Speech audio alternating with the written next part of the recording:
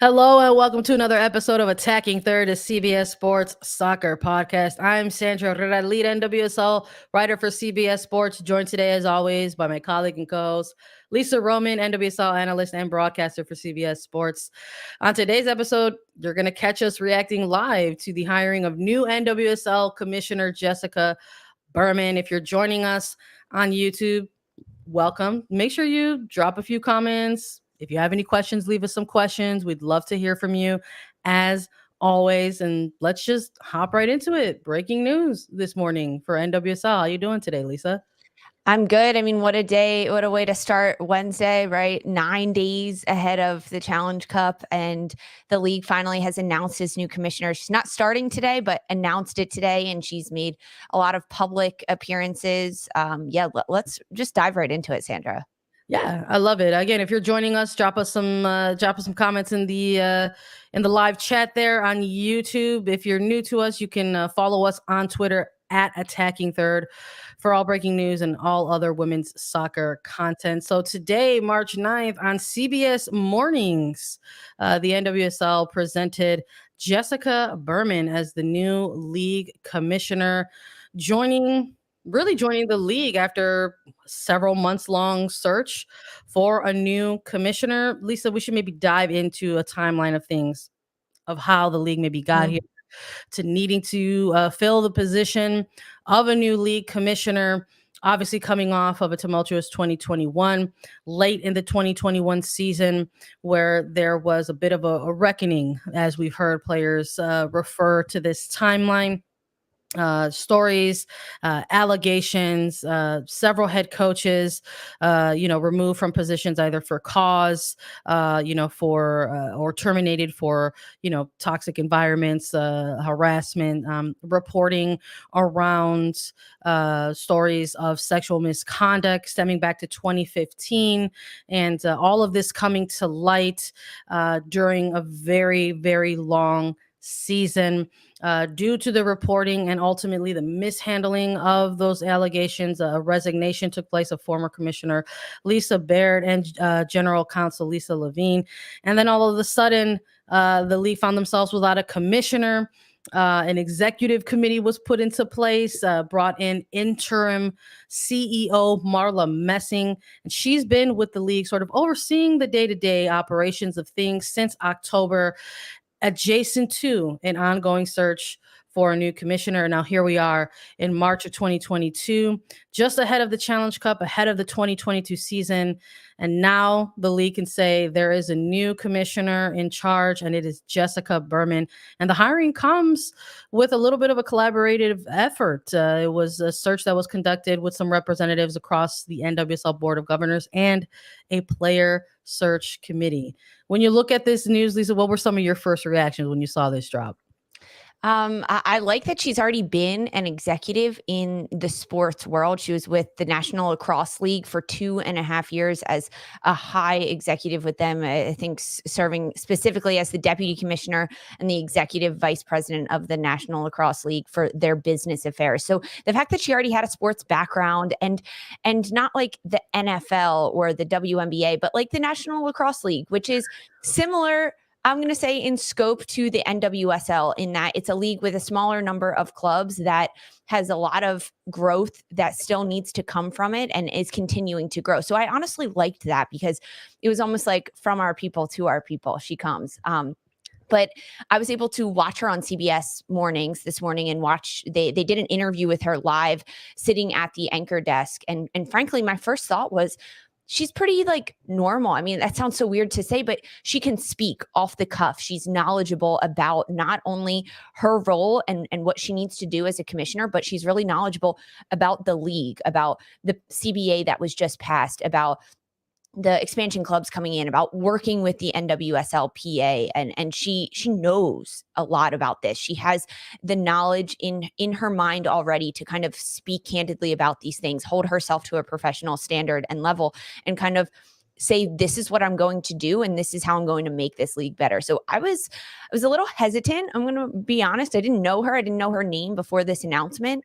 And then as I watched her speak and watched her do those interviews, I felt more comfortable, more confident in her abilities as commissioner of this league. Because Sandra, you and I have talked over the last several months after everything that happened in 2021, that any person that was going to step in as commissioner of the NWSL didn't necessarily have big shoes to fill, but they were going to have a lot on their plate. They were going to basically accept a thankless job that had a lot of knots to untangle. And whoever was going to do that needed to be strong-headed, smart, competent, really confident and comfortable in their own abilities and what they wanted to do, and be able to kind of enforce that on the league and kind of come into this and say, these are the changes I'm going to make. This is why I'm going to do them, and then actually make them happen. So ultimately, I think I'm pretty happy with this decision with Jessica Berman stepping in. What about you? When you first saw this and first heard this, have you heard of Jessica before this? Did you know that she was in with the NLL before? Well, I'll say this. I'm not unfamiliar with the National Lacrosse League. I think maybe that rang a little bell for folks who have been paying attention to NWSL for a while now. I think people might remember the National Lacrosse League kind of also having to make their return to play in 2020, and they did that shortly after the Challenge Cup. There was a little bit of a shared facility that was happening there out in Utah as leagues and teams found their way returning to play in 2020, but not super familiar with the actual, makeup of the administrative level of the NNL. I'm going to admit that, full stop, on this podcast. I can't sit here and say, yes, I am 100% familiar with the front office makeup of the National Lacrosse League. That is just simply untrue. But I will say this, sort of seeing this announcement come to life, reading the release from the league, and sort of looking deeper at Berman's experience coming directly from the NNL, I think, like you mentioned, I think is a good way to note that you're sort of coming from maybe what people consider a niche area or a niche sport in this country.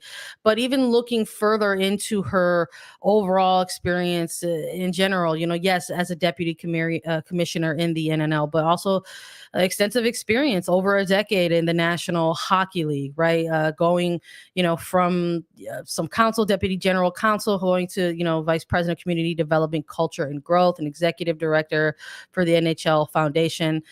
So this is somebody who has, both a legal background, right? A background in law in terms of, having coming out of Fordham University School of Law, but also with a sports background. I think that was also, very exciting to see. And like you mentioned, it's from certain areas of sport that people might not recognize right away, right? Like you mentioned, it's not, you don't look at this and say like, oh, like this one's from this person's coming from the NFL. Like, no, it's lacrosse, like the National Lacrosse League. So that's something that stood out to me. But probably the first reaction I had to this was the fact that this commissioner who just got hired, right, who is now going to lead this league for the next 4 years. 4 years. 4 years. It's a 4-year term. Yeah, right. That's the first thing they put a timeline on it, number one. And then adjacent to number one, like 1A and 1B for me, was the fact that this was basically a collaborative effort in terms of this ongoing search, right? When we look at the longevity of this league, its foundation in 2013 to now approaching its 10th year in 2022, there have been, you can count them on one hand, the amount of commissioners that there have been, right? And you can even make an argument that maybe there's a debate of how many there actually were, right? When you look at Jeff Plush, or when you look at Lisa Baird, and when you mention somebody like Amanda Duffy, who was never actually given the title, yet given all of the responsibility and given a faux title of president of operations by the Board of Governors at the time. So 2 to 3, right, I think is the argument to be made. But when we're looking at this hire for Jessica Berman, you have NWSL Board of Governors that they announced in the release who was a part of that, right? So I think that's the transparency in that. I think is something that people have been looking for as followers of NWSL. Who's on the Board of Governors? So in this case, it's a representation of certain clubs. So there were 5 folks who were representing the 12 clubs on the Board of Governors, but there was also that player search committee, which I think is very, very big for us to sort of maybe take a look at. And maybe we'll lean into that a little bit here right now, because again, when we're looking at the timeline of commissioners,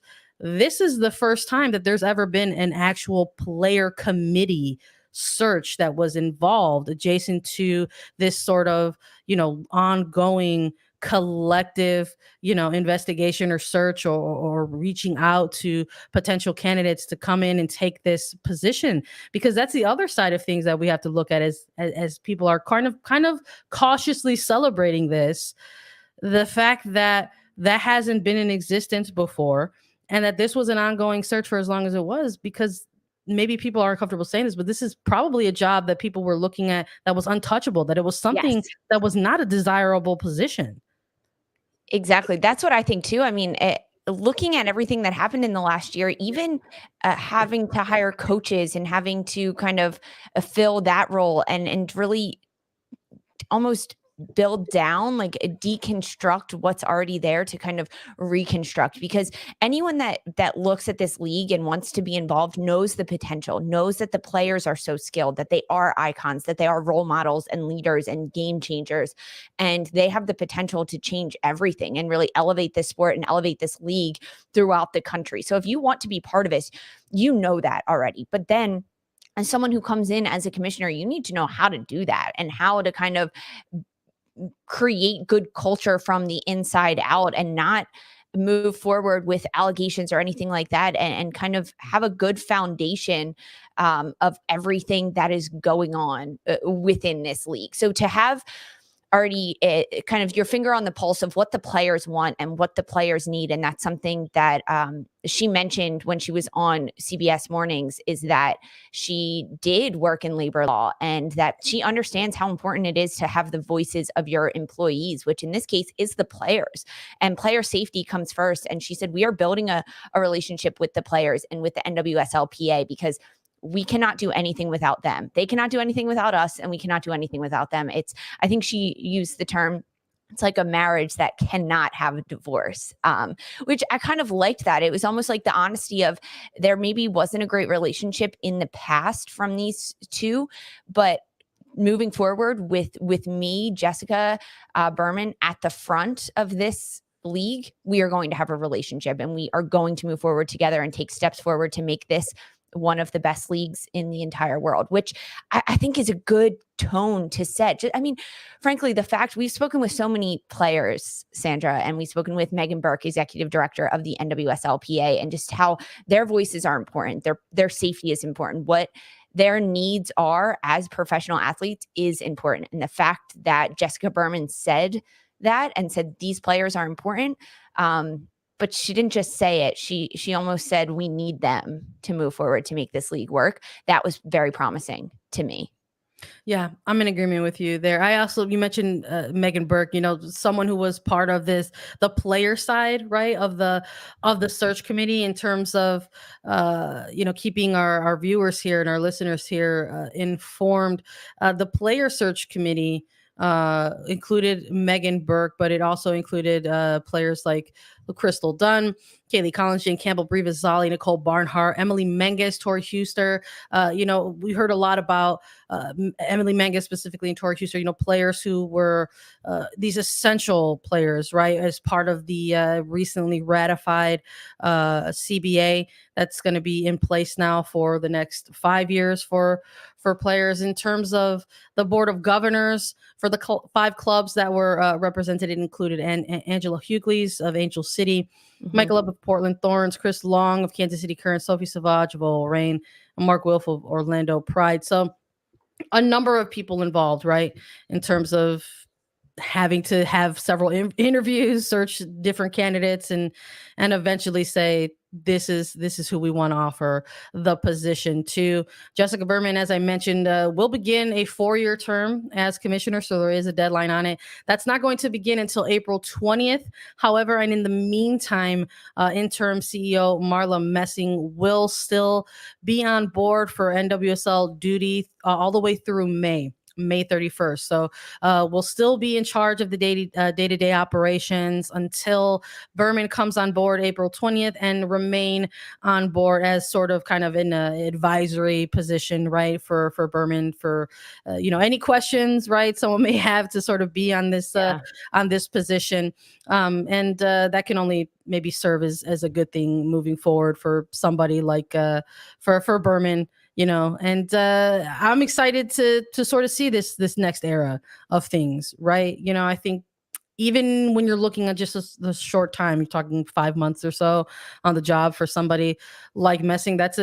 We're talking about this particular position and how maybe it's not an easy job to have. Like you mentioned already, Lisa, kind of a thankless position. And then for somebody like Messing to kind of come on board in October 2021 and then sort of go through these really big waves that were happening towards the end of the season, whether it was dealing with the negative headlines around the league, interfighting happening with the Washington Spirit situation, to sort of seeing all of these things through. Now, as we go into Challenge Cup, there is a CBA that's been ratified. The Washington Spirit has new ownership, and it was a record-breaking, sale, $35 million completion sale for the Spirit in terms of transfer of ownership. So there's a lot of things that I'm sure somebody like Messing can point to and look at as victories, and I'm sure the players as well.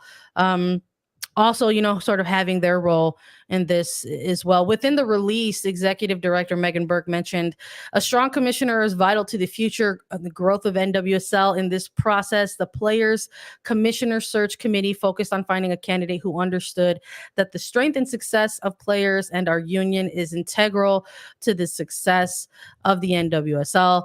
And she went on to say that we support the selection of Commissioner Berman and look forward to working alongside her to achieve the common goal of building an NWSL that sets the global standard for women's professional soccer. Some big endorsements here, right, for Berman. And we're excited to continue this conversation as well. I think we've got some fun stuff coming up in the works, right, Lisa? We do. We are very excited about this. I mean, just announced today, but we will speak with new Commissioner Jessica Berman later. So check back on Attacking Third. We will have a conversation with her to kind of ask her all of these questions, kind of hear about her background, hear her plans for the league. I'm excited about it. This is 2022, Sandra. We're here. We have the Challenge Cup around the corner. There are really high hopes for the league, for the front office of the NWSL. And frankly, Berman has 4 years, which is a long time in a league that is starting its 10th year. And she has 4 years at the head of it. That's a long time. But I think that the decision that has come to this point, it wasn't easy. It was a long road for the NWSLPA, the players, the board, representatives from the clubs to come to make this decision, interview a lot of different people, make sure they are the correct ones for this. And now that we have a new commissioner, let's turn the page. Let's get going, right? Like, let's see what this year is all about. I'm here for it. We're here for it. We're going to continue covering it as more things continue to develop. Please stay tuned with us as we have an interview eventually with Jessica Berman and maybe some other folks who had a say in this process. We're excited to continue following and covering the news as usual. We want to thank everybody for joining us. Thank you so much for listening along, leaving comments, and engaging with us as always. Reminder, you can follow us on Twitter at Attacking Third for more. We're on Apple Podcasts, Spotify, Stitcher, and anywhere you listen to your podcast shows. You can leave us a 5-star review on Spotify. And if you didn't know, you can leave us a question. If you have any questions for us, you can leave us a 5-star review on Apple Podcasts. And Lisa and I will answer that question as part of our mailbag segment. And as you know, we're available as video. Subscribe to us. Visit youtube.com/Attacking Third. And we'll be back with so much more on the recent hiring of NWSL Commissioner Jessica Berman. For Sandra Herrera and Lisa Roman, this was Attacking Third.